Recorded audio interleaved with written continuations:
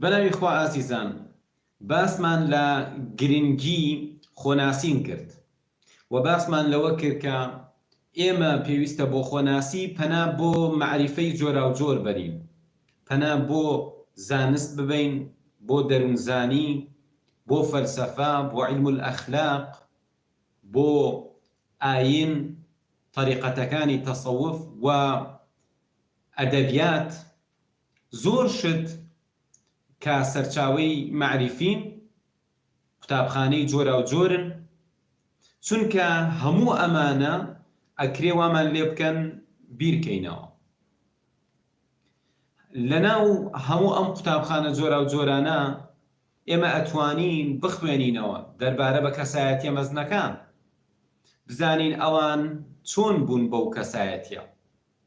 زۆرێک لەوان بە خۆناسی سەرەتایەکیان لە معریفە چن کەوتووە و هەر ئەو خۆناسیە وای لێکردوون کە کاریگەر بن و تێپەڕبوونی مێژوو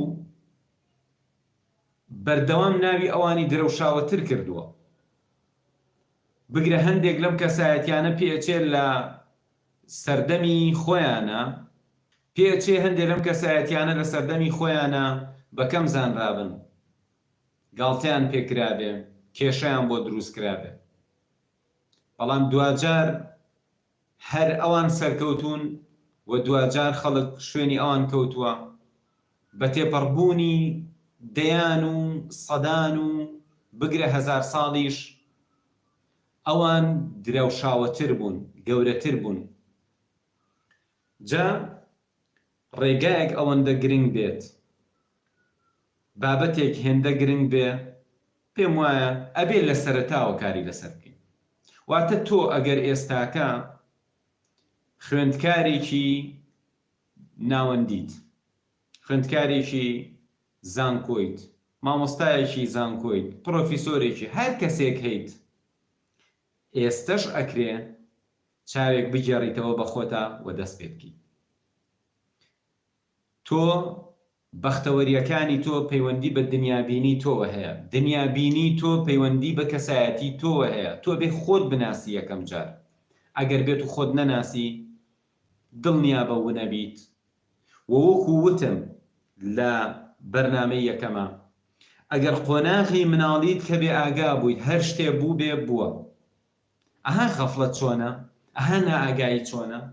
تۆ پێویستە بگەی بە قۆناغێک لە ئاگایی و ئیتر لەوێ ژیان حسێبە. ئەو گەشتەی کە تۆ ئەیکەی گەشتێکی معریفیە لە ژیانتە. پێم خۆشە سەرنج بۆ ڕابکێشم کاتێک کە مناڵێک مەتۆلکەیەک هەر شتێکی بیتە دەست ئەیبا بۆ دەمی، هەر ئەو ساتەی کە مەمکی دایکی بەرەیات، هەر ئەو ساتە کە ئیتر تێری خواردووە شتێکی بەرە دەست ئەیبا بۆ دەمی. خەڵک وازان ئەوێ بیخوا، نەخێر ناوێ بیخوا، چونکە ئەم مناڵە لە گەشەکردنی دەرکیا، لە گەشەکردنی هەستەکانیە زمان و لێو و دەمی گەشەی کردووە، بەوە ئەتوانێ دەرکی دنیا بکە، بەوە ئەتوانێت لە دەور و بەرتێب. هەر ئەوەندە سەرچاوی هەیە، هەر ئەو کڵاو ڕۆژنەیە هەیە بۆ ئەو تایە تەماشای دەرەوەی خۆی بکە کە چییە؟ بە زمانی هەست بە شتەکان بکە، زمانی لات. ئەوە ناوێ بیخوات، برسی نییە. ئەوە ئەوێ بزانێت. زانین یەکێکە لە هەستە فیتریەکان، خێریزیەکانی ئینسان. واتە کاتێک کە ئێمە باس لە مرۆڤ دەکەین، مرۆڤ کۆمەڵێ شتی هەیە بەدەستی هێنێ. بۆ نمونە تۆ هەنێ شت هەیە لە سروشتی تۆ هەیە، حەزکردن بە خواردن لە سروشتی تۆ هەیە چکە تێر دەکە، و حەزکردن بە کۆمەڵێ شت کاتێ بەدەستیان بهێنی دەست پێیان ڕابگا، ئەوە حەزێکی فیتریە، غەریزیە لە ناختە. هەنێ حەز هەیە تۆ دوایی فێریانەبی، پێوترێ مکتەسەب. بۆ نمونە کەسێک لە ژینگەیەکە ژیاوە، پێی خۆشە ڕۆژێ بێ بەسەرۆک، پێی خۆشە دەسەڵاتدار بێ، ئەی خەیتە هەر شوێنێ قسەی خۆی فەرزەکە، ئەوێ بچێتە پێشەوە. ئەمە لە سروشت و ناخی هەموو ئینسانەکان نییە، ئەم لە ژینگەکەیەوە دەستی کەوتووە. یەکێک لەو شتانی کە سروشتیە و لە ناخی مرۆڤەکانە هەیە هەستی زانین، حەزەکە شت بزانێت. مرۆڤ کاتێک لەم قۆناغەوە گەشتەکەی دەست پێکا، گەشتە ڕاستەقینەکەی ژیانی تۆ گەشتی معریفیە. کاتێک کە تۆ ئەچی بۆ سەفەرێک چی ئەبەیتەوە لەگەڵ خۆت؟ هەر شتێ بەریتەوە بەسەر ئەچێ و بەزایە ئەڕوا، بەڵام ئەو شتەی لە مێشتا ئەیبەیتەوە گرنگە.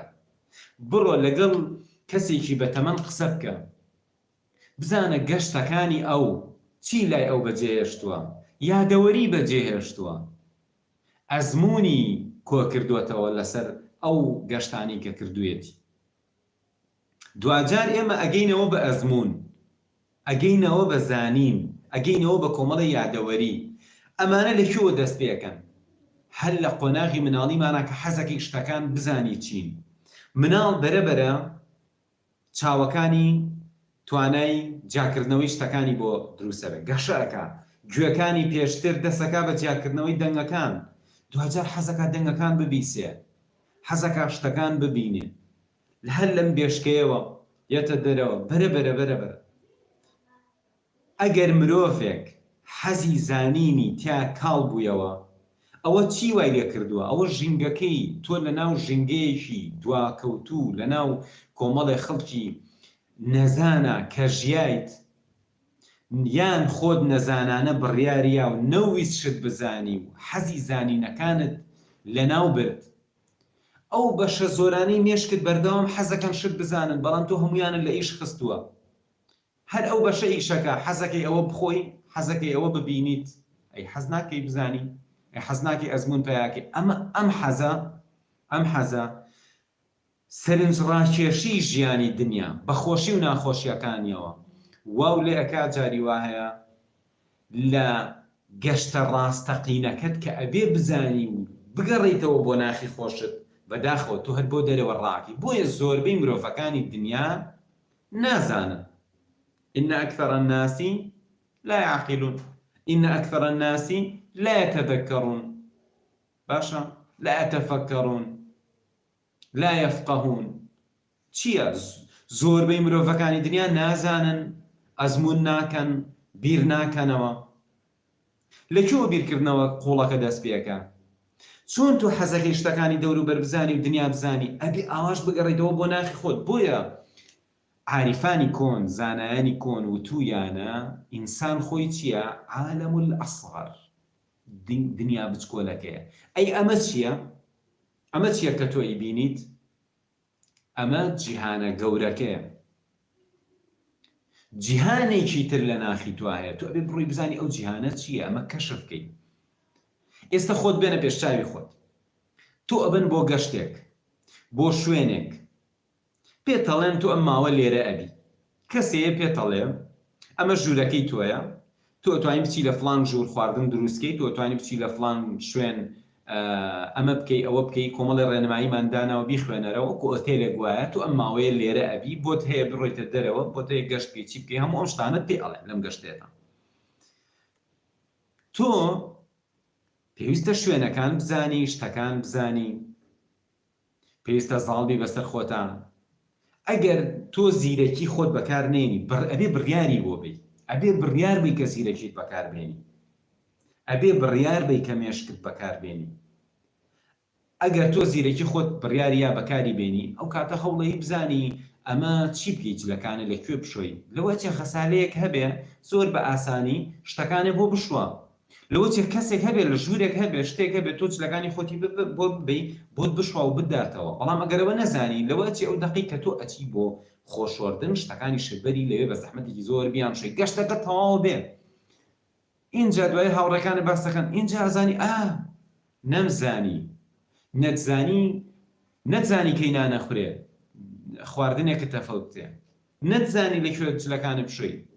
سەیرەکەی گەشتەکە کورتە، ژیانی تۆ کورتە، ژیانی هەرێکێکمان، ژیانێکی کورتمان پێ ئەدرێن لەم دنیای. تۆ ئەبێ هەر لە سەرەتاوە بزانی ئەمە کۆتاییە.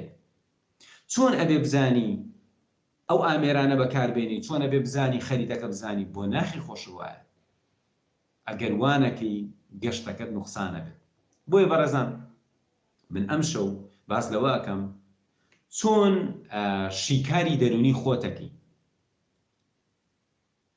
ڕاستیەکەی